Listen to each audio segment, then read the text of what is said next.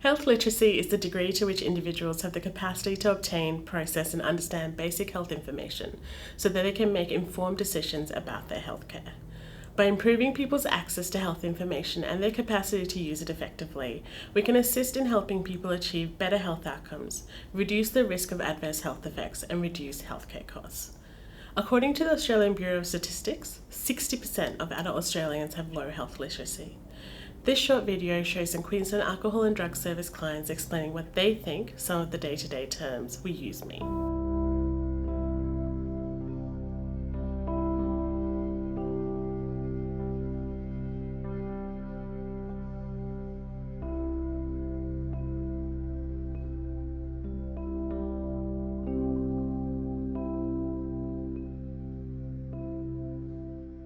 So the first way we're going to do is assessment.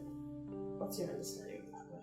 I think assessment is about if you walk into a doctor's surgery and say, doctor, I have been using heroin or speed or whatever and I need to come off it. Can you please explain to me what the process is to come off this that I'm on, you know? You know, just meet someone and then meet you and, you know, just when they leave you, you know, how they think about you, you know, sort of is an assessment of yourself. So that's probably the best description I could give. So pretty much finding out as much about you as they can in order to help you to, you know, oh, that's really difficult actually, but in order to help you get the best help you need, basically.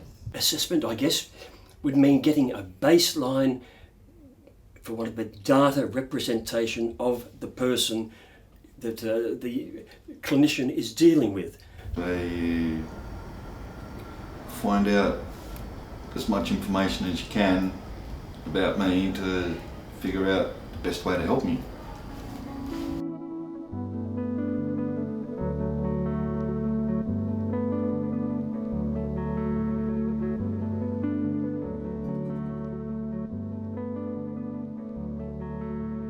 To be tolerable with other people who use drugs. I thought that meant that whether you tolerate me, you know, whether I'm a good person or not, you know.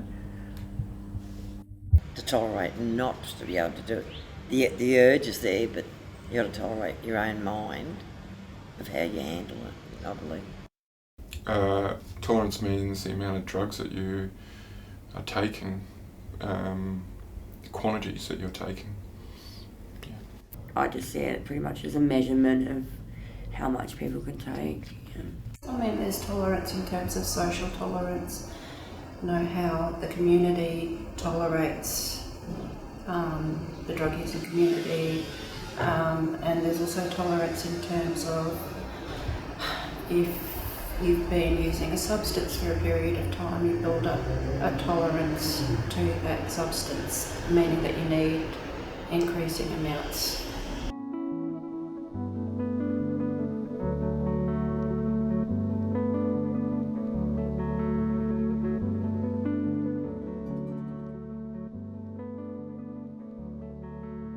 Dependence to me means addiction. Yeah. Describe it sort of like addiction, only worse. Trying to get enough money to get drugs. That's pretty much like if you're on the dole, you'd spend your whole dole check and you wouldn't have a place to stay. Is to need something, not just want it, but to need it. It's a necessity that you have to have. You cannot stop. You're not going to feel well or able to function each day unless you get up and have some of your substance of choice.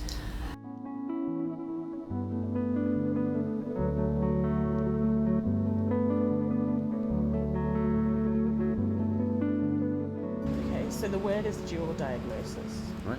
Dual diagnosis. Dual? Dual. How's it spelled? Dual diagnosis. Yeah, okay. So what's your understanding of that word?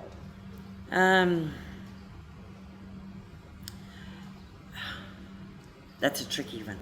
Like the first thing that pops in my head would be Hep C and or AIDS, like from sharing needles with someone that you probably don't know, or something along those lines.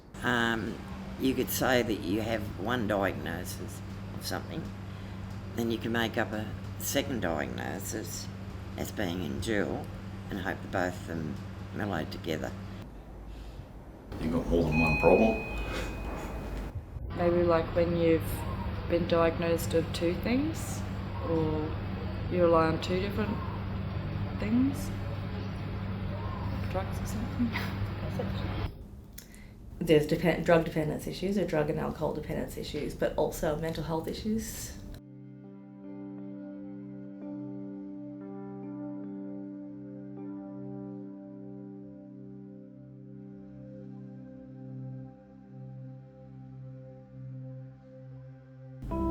I know that me with anxiety, that's what I'm like.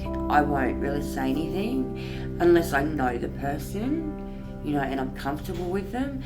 So yeah, communication is huge, especially in this job, in this profession. Everybody's got a different individuality and personality.